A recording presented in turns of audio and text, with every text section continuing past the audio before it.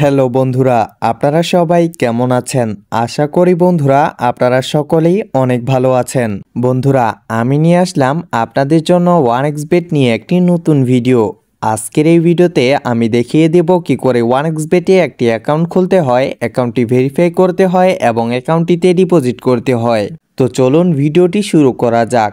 সর্বপ্রথম আপনাদের ফোনে যদি 1xBet নামে অ্যাপটি না থেকে থাকে তাহলে ক্রোম অথবা গুগল ব্রাউজার থেকে এটি ডাউনলোড করে নেবেন। এটি কিন্তু আপনারা প্লে স্টোরে পাবেন না। ডাউনলোড করা হয়ে গেলে অ্যাপটিকে ইনস্টল করবেন। ইনস্টল করে অ্যাপটির মধ্যে প্রবেশ করবেন। প্রবেশ করার পর আপনাদের সামনে এমন একটি হোম পেজ চলে আসবে। এখানে আপনারা উপরে লগইন এবং রেজিস্ট্রেশন নামে দুটি অপশন পেয়ে যাবেন। এখান থেকে এই যে রেজিস্ট্রেশন অপশনটিতে ক্লিক করে দিবেন। এরপর রেজিস্ট্রেশনের জন্য 4টি মাধ্যম পেয়ে যাবেন। এখানে সবার উপরে থাকা ইন ওয়ান ক্লিকে ক্লিক করে দিবেন। এরপর আপনাদের সামনে এমন একটি ফর্ম চলে আসবে। এখানে উপরে কান্ট্রি বাংলাদেশ রাখবেন, কারেন্সি বাংলাদেশি টাকা এবং বোনাস রেখে দিবেন স্পোর্ট। এবং এই যে প্রোমো কোডের ঘরটি দেখতে পারতেছেন, এখানে স্ক্রিনে দেওয়া প্রোমো কোডটি বসিয়ে দিবেন। স্ক্রিনে দেওয়া প্রোমো কোডটি হচ্ছে FPP10। আমি আবারও বলে দিচ্ছি, স্ক্রিনে দেওয়া প্রোমো কোডটি হচ্ছে FPP10। এই প্রোমো কোডটাই এখানে সঠিকভাবে বসাবেন। এই প্রোমো কোডটি বসালে আপনারা 100% বোনাস পেয়ে যাবেন এবং প্রথম ডিপোজিটেই পেয়ে যাবেন 18,000 টাকা বোনাস। প্রোমো কোডটি এখানে সঠিকভাবে বসাবেন। এই প্রোমো কোডটি উপলক্ষে আরও থাকতেছে আপনার জন্মদিন এবং সপ্তাহে 2 দিন, সোমবার ও শুক্রবারের বোনাস। প্রোমো কোডটি বসানো হলে নিচে থাকা ফাঁকা কোডটি পূরণ করে দিবেন। এরপর নিচে রেজিস্টারে ক্লিক করে দিবেন। এরপর আপনাদের সামনে রোবট ভেরিফাই চলে আসবে। এটি পূরণ করে নেবেন। এটি পূরণ করার জন্য এই যে ফাঁকা কোডটিতে ক্লিক করে দিবেন।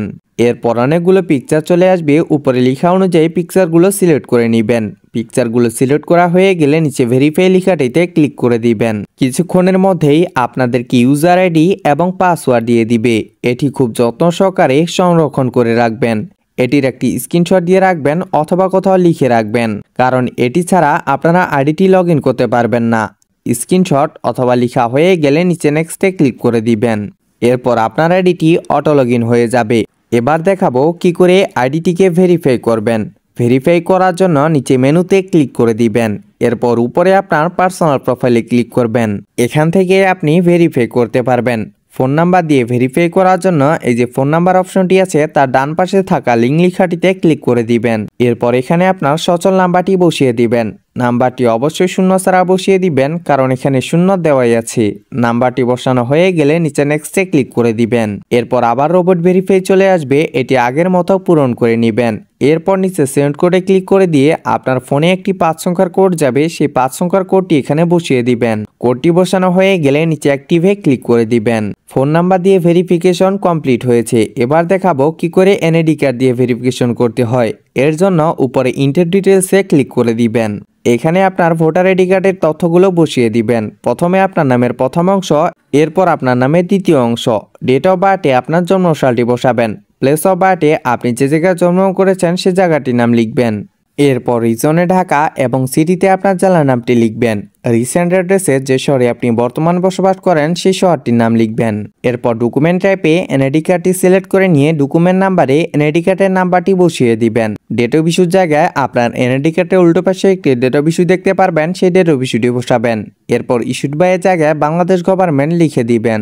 দেখে নিবেন তথ্যগুলো সঠিক আছে কিনা। তথ্যগুলো সঠিক থাকলে নিচে সেভে ক্লিক করে দিবেন। ফোন নাম্বার এবং এনআইডি কার্ড দিয়ে ভেরিফিকেশন সাকসেসফুল হয়েছে। এবার দেখাবো কি করে ডিপোজিট করতে হয়। ডিপোজিট করার জন্য উপরে ডিপোজিটে ক্লিক করে দিবেন। এরপর আপনি এখানে বিভিন্ন মাধ্যমে ডিপোজিট করতে পারবেন। এখানে রয়েছে নগদ, বিকাশ, রকেট, উপায় আরও বিভিন্ন মাধ্যম।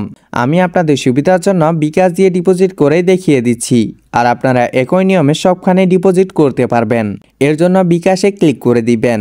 এরপর সবার উপরে দেখতে পারবেন বিকাশ ওয়ালেট নাম্বার। এই নাম্বারে আপনাদের টাকা ক্যাশ আউট করতে হবে, আর এই নাম্বারটি কিন্তু যে কোনো সময় পরিবর্তন হতে পারে। আপনি এখানে 300 টাকা থেকে শুরু করে 20,000 টাকা পর্যন্ত ক্যাশ আউট করতে পারবেন। আপনি যে পরিমাণ টাকা ক্যাশ আউট করবেন সেই টাকার পরিমাণটা এখানে লিখে দিবেন। এরপর যে নাম্বার দিয়ে ক্যাশ আউট করবেন সেই নাম্বারটি লিখবেন। ক্যাশ আউট শেষ হলে আপনাকে একটি ট্রানজ্যাকশন আইডি দিবে। সেই ট্রানজ্যাকশন আইডিটি এখানে কপি করে বসিয়ে দিবেন। এরপর নিচে কনফার্মে ক্লিক করে দিবেন। অল ভেরিফিকেশন এবং ডিপোজিট সাকসেস হয়েছে। এবার আপনারা এখানে গেম এবং স্কোর প্রেডিকশন করতে পারবেন। অসংখ্য ধন্যবাদ আমাদের সাথে এতক্ষণ থাকার জন্য।